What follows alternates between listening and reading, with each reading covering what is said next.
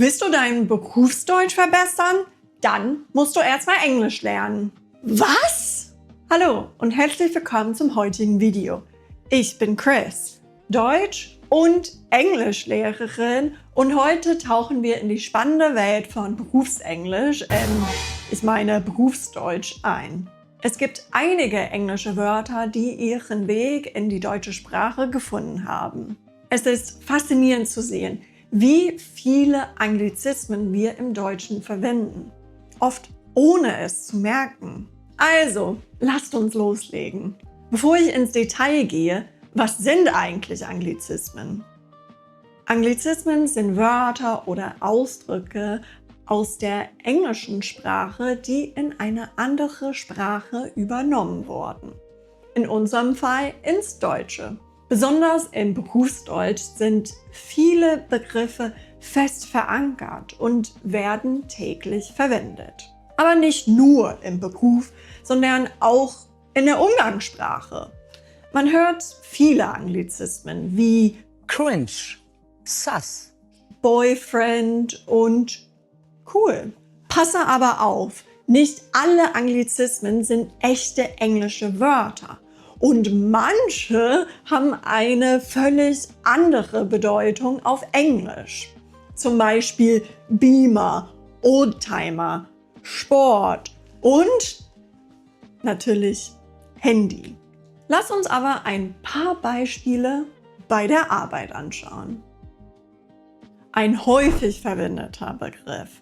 Anstelle von Leiter oder Führungskraft verwenden viele Unternehmen einfach das englische Manager. Zum Beispiel Marketing Manager, Sales Manager oder Project Manager. Manchmal auch Projektmanager. Anstatt Berater hört man oft Consultant. Dieser Begriff wird häufig in der Unternehmensberatung benutzt. Zum Beispiel Business Consultant oder IT Consultant. Ein weiteres Beispiel ist Designer. Wir sagen selten Gestalter oder Entwerfer. Stattdessen verwenden wir Graphic Designer, Fashion Designer oder Web Designer. Der Begriff Entwickler ist zwar gebräuchlich, aber Developer hat sich vor allem in der Tech-Branche durchgesetzt. Zum Beispiel Software Developer oder Web Developer. Ein Coach kann in vielen Bereichen tätig sein, sei es als Life Coach, Business Coach oder Fitness Coach. Diesen Begriff hört man immer häufiger, auch im Deutschen. Aber warum? Warum benutzen wir so viele Anglizismen im Beruf? Hier sind einige Gründe. Viele Unternehmen arbeiten international und verwenden daher die englischen Begriffe, um eine einheitliche Kommunikation zu gewährleisten. Manche englische Begriffe sind kürzer und prägnanter als ihre deutschen Entsprechungen. Englische Begriffe wirken oft moderner oder trendiger, besonders in der Werbung oder im Marketing. Also auch in Jobausschreibungen. Ich denke, dieser Punkt ist am wichtigsten. Anglizismen sind in vielen Branchen einfach cool. Und das gilt auch für Pseudo- oder Scheinanglizismen. An den meisten Arbeitsplätzen heutzutage gibt es Regelungen zum Homeoffice. Wenn man Homeoffice macht, bedeutet das, dass man von zu Hause aus arbeitet und dass man nicht ins Büro muss. Das Wort wird so nicht im Englischen benutzt. Wisst ihr, was das Wort Homeoffice auf Englisch heißt? Es ist anders, je nachdem, ob man vom britischen oder amerikanischen Englisch spricht. Wenn du beide Bedeutungen kennst, dann schreib die beiden in die Kommentare. Für alle, die Deutsch lernen, kann die Verwendung von Anglizismen eine Herausforderung sein. Hier sind einige Tipps für Deutschlerner. Kontext verstehen. Oft hilft es zu wissen, in welchem Kontext der Begriff verwendet wird.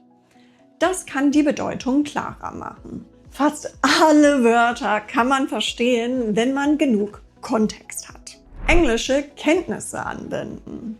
Wenn du schon Englisch kannst, nutze dieses Wissen. Viele Anglizismen haben die gleiche oder zumindest eine ähnliche Bedeutung wie im Englischen. Wenn deine Theorien keinen Sinn ergeben, dann musst du erstmal darüber nachdenken, wie Deutsch funktioniert. Wenn also ein Deutscher dieses Wort kreiert hat, was würde er denken, dass es bedeuten könnte? Nachfragen. Scheue dich nicht, nachzufragen, wenn du einen Begriff nicht verstehst. Meistens freuen sich Muttersprachler, wenn sie helfen können. Das war unsere kleine Reise durch die Welt der lustigen Berufsanglizismen im Deutschen. Ich hoffe, ihr fandet es genauso spannend wie ich. Sollte ich mehr Berufsanglizismen in einem anderen Video erklären? Sagt mir in den Kommentaren Bescheid. Wenn euch das Video gefallen hat, gebt mir einen Daumen nach oben und abonniert den Kanal, um keine weiteren Videos zu verpassen. Und schreibt mir gerne in die Kommentare, wenn ihr weitere Themenvorschläge habt. Vielen Dank fürs Zuschauen und bis zum nächsten Mal. Tschüss!